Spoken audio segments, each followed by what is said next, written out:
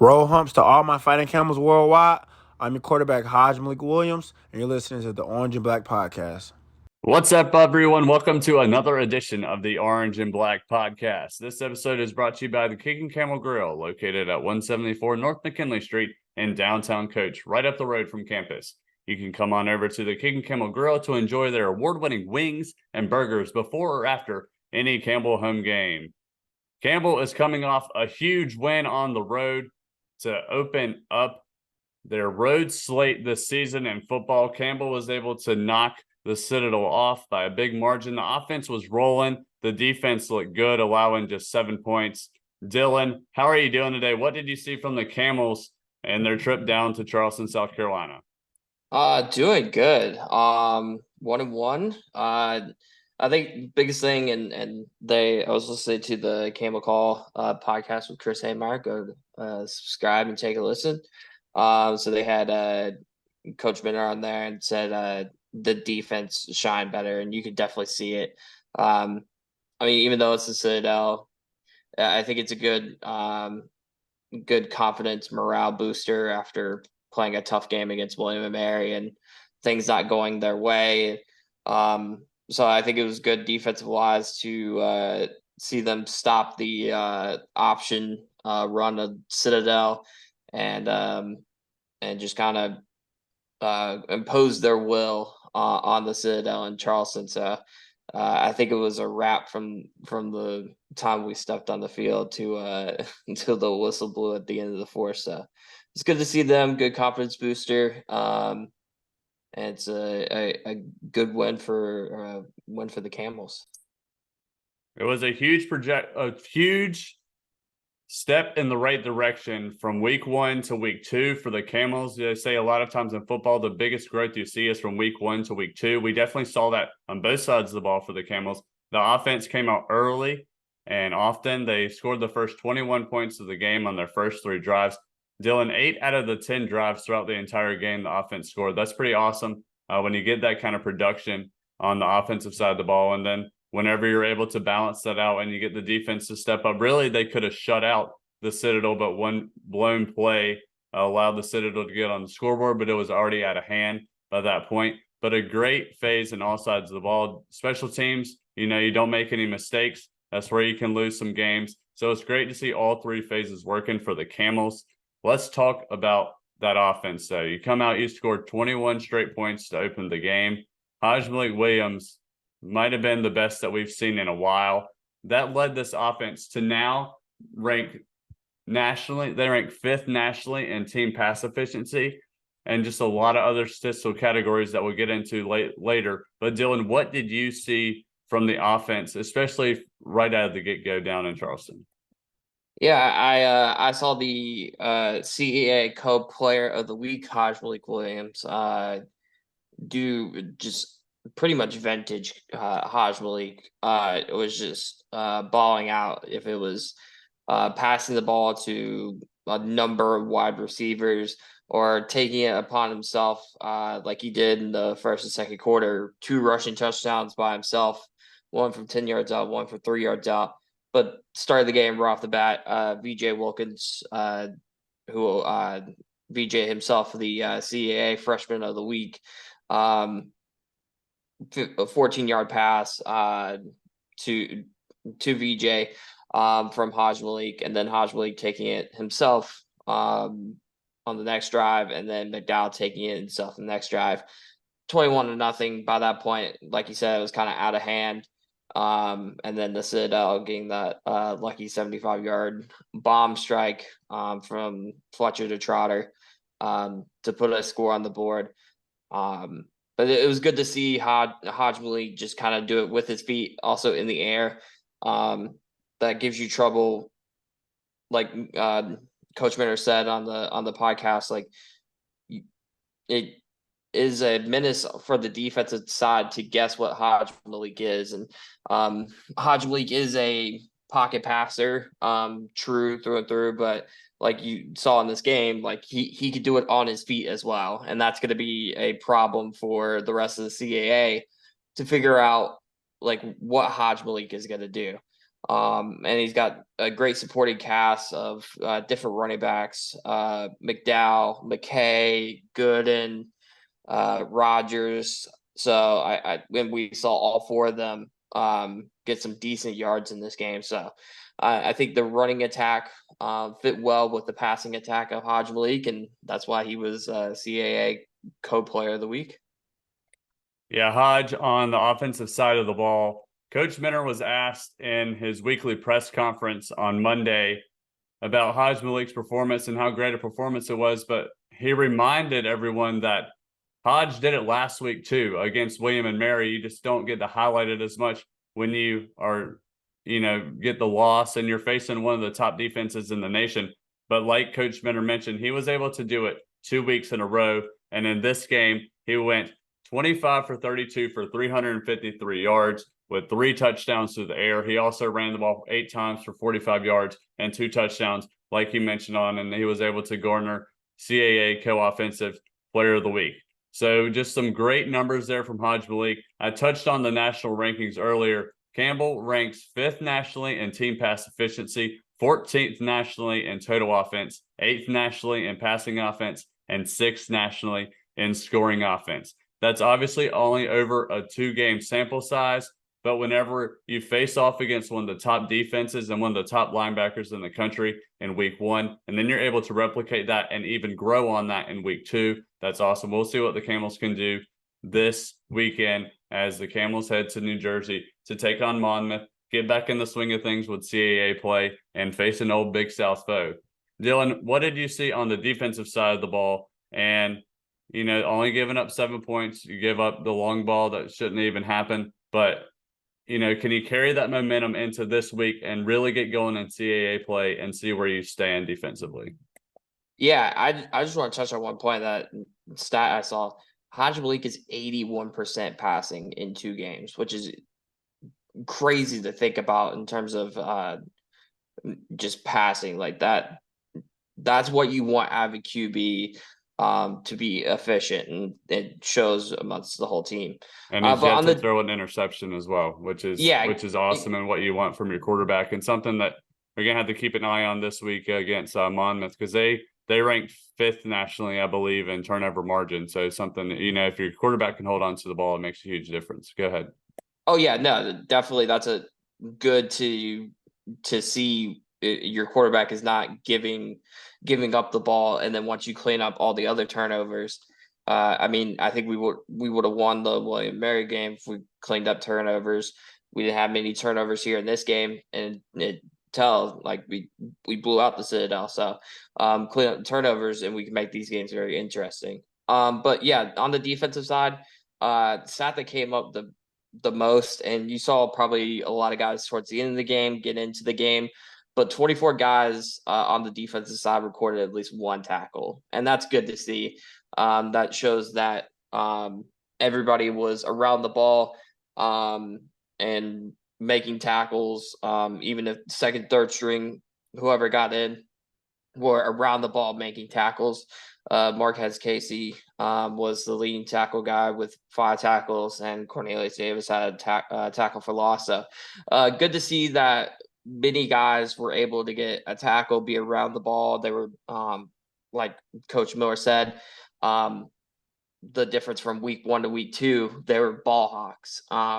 They're around the ball and making sure all these plays were not 5, 6, 7, 10-yard gains like William Mary was having, but 1 to 2 yard gains, setting up that 3rd and long or that 2nd and long scenario where you had to see the Citadel drop back to pass. And Fletcher was good in the passing wise, but that's not his strong suit. His strong suit is running the ball. So it put him in uncomfortable situations where they had to go deep in that playbook for those passing plays, and that's what you wanted from your Campbell defense. Yeah, Dylan, especially on both sides of the ball, there's still a lot of room for growth, but the sky is the limit if this offense can continue to play the way that they have been playing, and if Hodge Malik Williams can keep it going behind center. And especially as we look at that defense, you seeing that growth a little bit. And as this team plays together a little bit more, we talked about it before the William and Mary game and fall in that game, that Campbell had 9 out of 11 starters are new faces on that defense. So if you can continue to mesh them and gel together, and then you have that offense paired along with it, it could be dangerous as we move forward and get really rolling into CAA play. Dylan, do you have any final thoughts on that Citadel game? Is it something that you can take too much from? It's hard to tell how great Citadel is, but definitely, as you mentioned in the opener, a great momentum game, a way to build some confidence and really kind of get the gears rolling in the right direction as we open up CAA play or on the road at Monmouth this weekend. Yeah, I think what you could take away is that it was on offensive side, both sides of the ball, rushing and passing, 260 yards on the ground. That's 6.5 yards per rush. That's good to see. That's what William Mary had to get to Campbell, and Campbell was able to reflect that on the Citadel. And then 350 yards passing from Hodge Malik. That's always good to see as well. 5 total touchdowns from him. That's got to be somewhere up in the FCC rankings in terms of total touchdowns.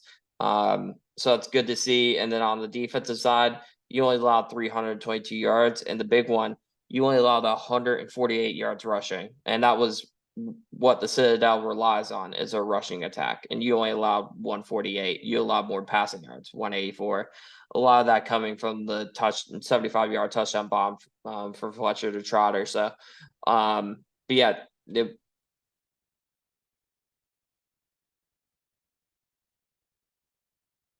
pretty much through the air was Hayden Johnson, only 44 yards. So that's good that we got it down to just that. And I think it's what you could take from it is a morale booster. You have a win under your belt, even though it's a Citadel. You do have a win. You can take that O and throw it away. Now you're 1-1, and you're gonna go into, like you said, a old Big South foe in Monmouth that you've seen on multiple occasions. You kind of know what you're gonna get, and we'll kind of preview here shortly. Like, they have a lot of turnaround too from this team. A lot of this team is going to be new to some of the older Campbells, like Hodge Malik, who has faced the Citadel. This is going to be a different team they're gonna face this time around. Yeah, we talked about it in the pregame show with Kevin Marshall from FCS Radio. Whoever started out fast was going to win that ball game, and that was definitely the case, as Campbell was able to come out and score the first 3 touchdowns and then just take it away from there. Dylan, I feel like that's going to be the case again this weekend up in New Jersey when Campbell faces Monmouth.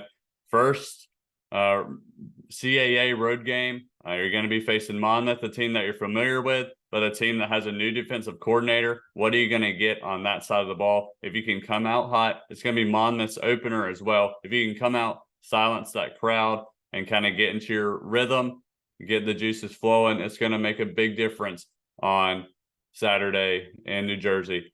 Let's preview the Monmouth game now. We'll talk a little bit about Monmouth. They have a lot of talent, a lot of speed. Something that Coach Minner touched on in the preseason is that whenever he looked at Monmouth and what they did whenever they made their first trip into the CAA last season, they brought in a lot of transfers. They got a lot of speed so they could compete in this league.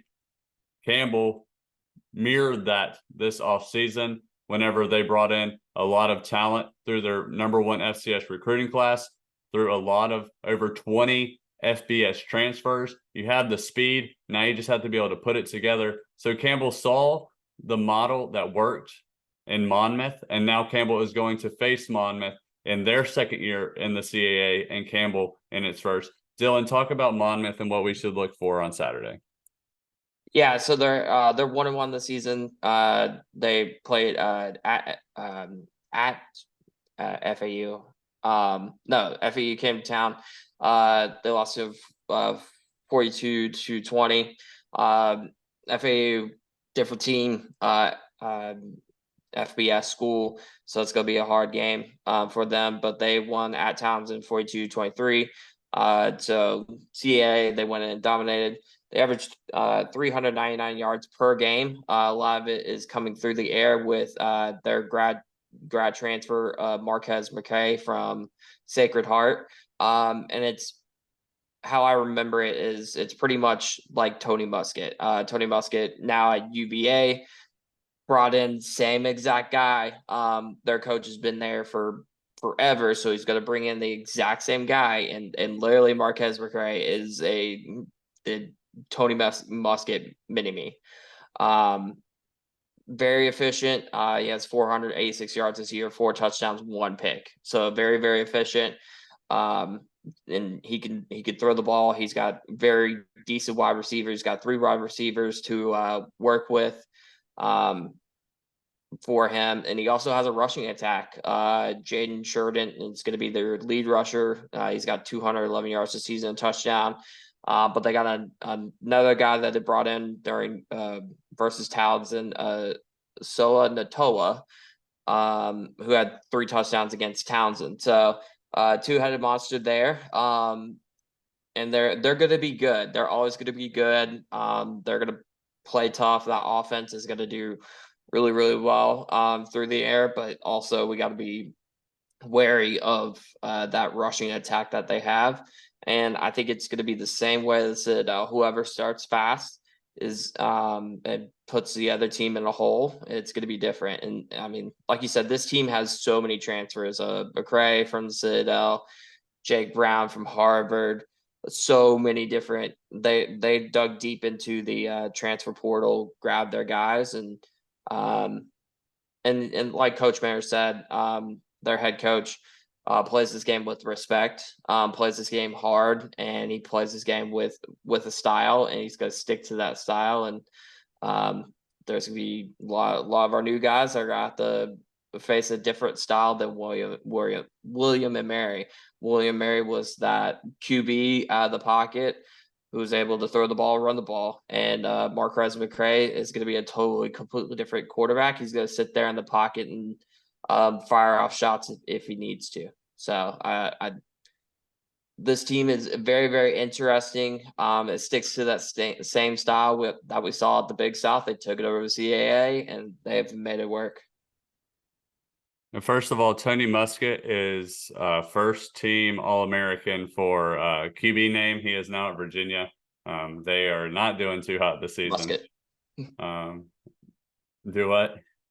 Muskett. I forgot. Yeah, Tony Muskett. I mean, he was a very decent quarterback at Monmouth, and he was there. They had before that they had Kenji Bahar went to the Ravens. Tony Muskett came in after him, sat behind Kenji Bahar and waited for his turn.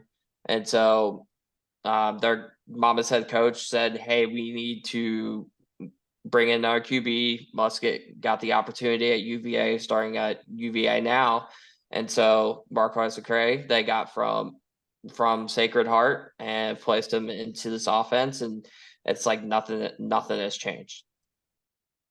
Yep. Last week it was a huge running attack. This week it'll be a little more balanced. But as you touched on, their QB now is not very mobile, but as Mike Minter mentioned, he can sling it. So if the Camels can get some pressure and get to him, then that can be a difference maker because he can't move around in the pocket a lot. But as Coach Minter alluded to, he has a quick release and he can get it out of there quick.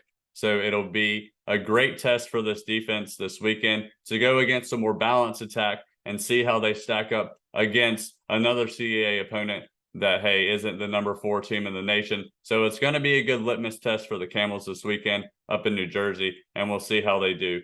Dylan, on the defensive side of the ball for the Hawks, what do you see from them? It's going to be the CAA Defensive Player of the Week, Jake Brown. He's going to be kind of leading that defense along with Ryan Moorhan. Both of them have double-digit tackles. Moorhan with 18, Jake Brown with 15. He's got 2 TFLs, 2 sacks. All came last week against Townsend. Moorhan 18 tackles, 1 TFL. They also got Remy Johnson 8 tackles, 2 TFLs, 1 sack. So and pretty much like our defense was last week. They have a lot of guys with a lot of tackles that they can put in there, but it's going to be kind of led by the Ryan Moorhan, Jake Brown, who are going to kind of lead that defense. and it's always been the Monmouth way. They've had a couple guys who have been the leaders of their defense come in, and they have a bunch of guys who are just ready to go. Corners, they do it in all facets of defense, and they've always been like that ever since, from the Big South to now the CAA. They're just getting better, and it's like they didn't skip a beat. So we're out to be ready in all facets of the game. They're going to have a tough challenge of trying to stop a Hodge Malik. They kind of got that with FAU with Casey Thompson, the transfer from Nebraska, now at FAU. He's kind of a Hodge Malik type, but he'll normally throw it out of the pocket, but can scramble. Didn't do so well against that. So we'll see if Hodge Malik can kind of replicate what Casey Thompson at FAU did, and give this defense a little trouble, and put some hands on hips late in the game, and just kind of gash them and see what happens. Old Big South foes collide on Saturday at 1 o'clock as Campbell travels to Monmouth to take on the Hawks. You can catch that game on Flow Sports, as well as all the other CAA football games this season. Dylan, let's talk about some of our other sports. We'll start with men's soccer, and then I'll swing it over to you. They had a huge tie last Tuesday at UNCG. UNCG opened the season ranked in the top 25 as high as 15. They faced off against 2 Power 5 teams, lost those opening 2 matches, but it's a great test for the Camels early. UNCG was able to score an early goal, but Campbell fought back in that game and was able to tie it up late on a cross that snuck through the keeper's legs, but no quit in that team. We've seen that all year. And then following that on Saturday, Campbell played at Drexel to open CAA play. They dropped that contest 2-3. So Campbell's able to open up the CAA slate against Drexel, get that going. Unfortunately, they lose, but it's a long season and, long ways to go. But, you see with this team, there's a lot of fight and a lot of grit there. And that's something that you love to see, especially early in the season and get against a great team like UNCG. Dylan, you want to talk about women's soccer? Yeah, I think, like you said, that transfers over to women's soccer as well. Grit. They went up and had their trip to New York to part of their CA opener, and CA kind of lessening the travel. So they did a big New York trip. Started out on the 7th against Stony Brook, a gritty tie, just back and forth game. It was just very tough on both sides.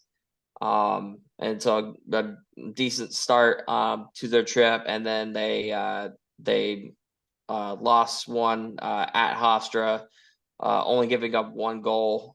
Just grit in this team on the year: 2 wins, 3 ties, 2 losses. So that just shows that this team has grit and determination, that they're not going to make games get out of hand. And I think it's, as you get towards the season where you're going to need more grit and you're going to be probably in some situations where you don't expect it, I think this team will definitely show up, and it'll be great to see what they got moving forward. But if you want to touch on women's volleyball this week, they had a lot of matches and some an invitational.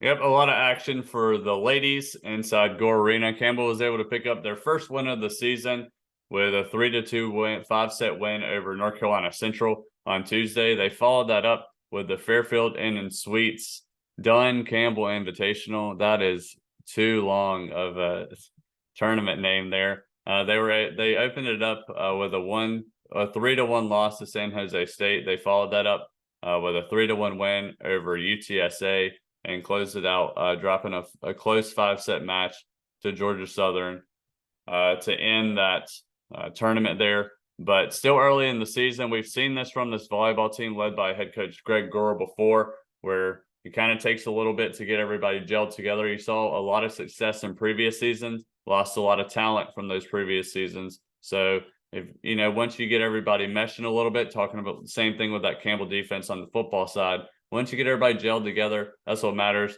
And especially in a sport like volleyball, The only thing that matters is getting right and getting ready for conference play, and that'll open up soon, and we'll see how the ladies do there. Let's jump over to our Pro Hump segment. Let's just start by saying that yesterday we were recording this podcast on, well, maybe it was on Sunday. Campbell had 4 players on an MLB roster for the first time in program history. That is awesome. You had Zach Neto returning from rehab, Cedric Mullins with the Orioles, who the very next day hit a grand slam, the 3rd of his career. Alan Winans jumped back up with the Braves, and then Ryan Thompson has found a new home with the Arizona Diamondbacks and has been great in relief for them ever since making the move from the Tampa Bay Rays. Dylan, just talk about that. When we started this podcast, it was in the heart of baseball season, and now it is just coming full circle. This program has been amazing, and just earlier this week, you had 4 guys from this program who are all on an MLB roster on the same day. Yeah, no, it's just crazy to see like that being the first time that's ever happened. That's incredible. It's good to see Zach Neto back. I think on the rehab assignment with the Salt Lake Bees, he hit 2 home runs that I'm pretty sure landed on this doorstep of Lundy Fetterman all the way from Utah. Monster home run. So it's good to see him, and he got called back up to the squad along with Ben Joyce. So good to see him. Hopefully he'll kind of finish off the season really, really great. Get healthy during the off season. Probably gonna be a lot of changes with the Angels. So hopefully next season he'll be fully healthy and ready to go. And it's gonna be fun to see him moving forward. Like you said, Ryan Thompson finding a new home with the Arizona Diamondbacks. Hopefully they'll make a playoff push, and we could see them in the playoffs come late September, October, and maybe November. Alan Winans I would hope, since he's getting a couple starts with the Braves and them having a lot of pitching injuries, he might make a playoff squad as a just some depth in the bullpen, or maybe getting a spot start if the Braves are up big. But good to see him get out there, 6 1/3, 6-6, 2 earned, and I'm gonna give those 2 earned on the umpire watching that game. Should have never happened, but that's just my 2 cents on it. But he had 8 Ks, so that's really good. And then, like you said, Cedric Mullins hitting that grand slam. Good to see him. I know he's like Neto's been fighting injuries this year, so good to see him back, and hopefully he'll be ready to go, as the Orioles will probably be a menace to society in the playoffs. The best AL team. So hopefully we'll get to see him have some shiny moments in the MLB playoffs. And I mean, next year we could see more. We could probably see maybe 5, 6. We got Spencer Packard, Thomas Harrington. I know Kay Kuehler recently was part of the Augusta minor league team. Pitched a no-hitter, so off to a great start. Hopefully we'll be called up. Maybe we'll be called up before the season ends, but hopefully he'll start up in Double-A. So there's guys in the pipeline, and this number is gonna grow. This will go to 4, 5, 6, 7. So it's good to see, and hopefully we can get some playoff moments from some Campbells before the season's over, and definitely looking forward to 2024 with them. Yeah, for sure. We saw Ryan Thompson, who unexpectedly got dropped from the Rays, but then the Diamondbacks honestly got a steal by being able to pick him up. Over his last 7 games, he has 5.2 innings pitched, 1 save, allowed just 1 hit, and has 2 strikeouts, and his whip is .18. So that's actually over his last 5 games. So he has been killing it ever since joining the D-backs. And if they can make a push, you can see like a couple years ago, he was on that Rays team whenever they were pitching in the World Series. And, you know, that's the biggest stage in baseball. You also have the Orioles making a push with the Rays there and the AL East. So what an awesome time to be alive if you're a Campbell baseball fan. And like you mentioned, a lot of guys making their way up in the minor leagues. and Spencer Packer continues to rake. And we'll just see who is going to be the next guy. I mean, it started out, it was just Cedric Mullins. He had his little flash, and then he got sent back down to AAA. And then after that, I mean, he exploded. I mean, he's the entertainer. You see him every other week. He's making a diving catch in center field. He's all over the internet. And then you have Ryan Thompson, who has been a mainstay, kind of up and down with the Rays, and now he's found a new home. And then Zach Neto, who has been sensational this year when he has been healthy, and he took the league by storm. And then obviously Alan Winans, who it's not a one-hit wonder anymore. He has had multiple outings, multiple starts for the Braves, and that is a Braves team that is contending to win the World Series. So hopefully he can find a spot in the postseason on that roster, and we can see them make that jump and have a lot of action for the Camels in the postseason. Dylan, speaking of multiple guys in the league, talk about former Camels on the football team. Yeah, we almost had the Julian Hill versus Brevin Allen matchup week 1. Unfortunately, Julian Hill, according to Mike Minner, tweaked his ankle in practice last week. So he did make the trip to LA, but did not suit up. So sad to see. Hopefully he gets better, because I think he's going to be great for that Dolphins tight end room that lost Mike Gesicki. So he'll probably have some chances to get out there. And it was funny to hear Mike Minner kind of in his voice. He was very happy for Brevin Allen. Brevin Allen becoming the first Camel to hit the NFL field in a regular season, was part of the special teams on the opening kickoff for the Chargers. So it's great to see him. He actually got called up from the practice squad, I think on Thursday, as they were some guys getting injured that they had to put on their injured list. Getting the call up and getting the opening duties on the kickoff. So it's great to see. Congrats to him. And I just can't wait for more Brevin Allen versus Julian Hill. And hopefully we can get some more Camels here next year. But it's great to see that not just baseball, with Eric Griffin in the NBA and past couple seasons ago, and now it's heading over to the NFL with Julian Hill and Brevin Allen getting in there. We did see Greg Milhouse a couple years ago make it with the Giants, and unfortunately didn't get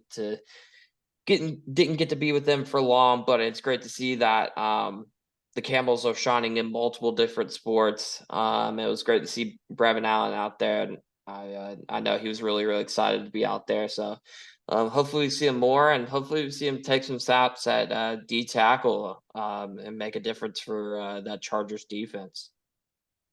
Yep, the best way to build exposure and brand awareness for the athletic department is NCAA tournament wins and guys and ladies making it to the professional level and putting your university's name on the biggest stage and putting your name out there. And we have seen that over the past couple of years, and especially this year with all the guys on MLB rosters. And now we see it trickling over into the NFL.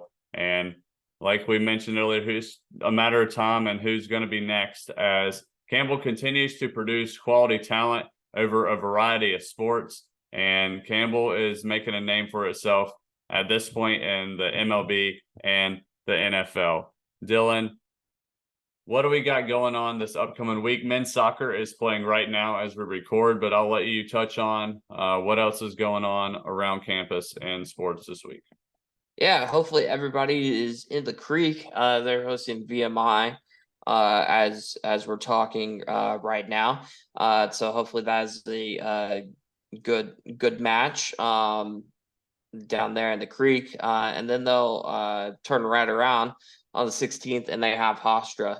Hofstra, a great team, men's and women's. So that's gonna be a tough challenge for the Camels, but it's gonna be in the creek. So make sure you head down to there, and if you're not there now, but head down there on the 16th.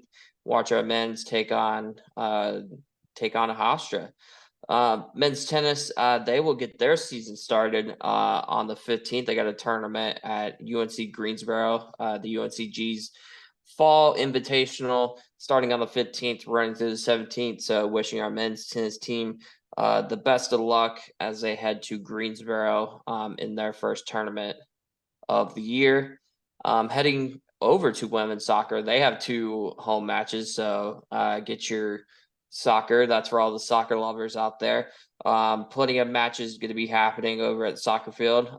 They have Northeastern and Townsend, 2 CAA foes that are going to be tough challenges. So hopefully women's soccer can add to their win column with those games, and we'll see how it goes there. And then volleyball, they have their CAA opener starting on the 16th. They'll be traveling to Delaware, and they got 2 matches on the 16th and 17th at Delaware. So right off the bat, you're going to be facing a tough challenge with Delaware at Delaware as your CAA opener. Welcome to the CAA women's volleyball as they host Delaware. So good luck to all the sports out there. If you want some Campbell action, make sure you head to the Creek and watch women and men's soccer. Lots of action going on in the Creek, and it'll be an exciting one on Saturday at 1 o'clock as Campbell football heads up to New Jersey to take on Monmouth. Dylan, let's close it out. What are your predictions for the Camels on Saturday against the Hawks? I think this will be a Iowa versus Iowa State kind of game. I think it's going to be defenses are going to show out in this game. I think it's going to be a very in the trenches game. Monmouth, great defense on their hands. I think this will be a 21-20 type of game.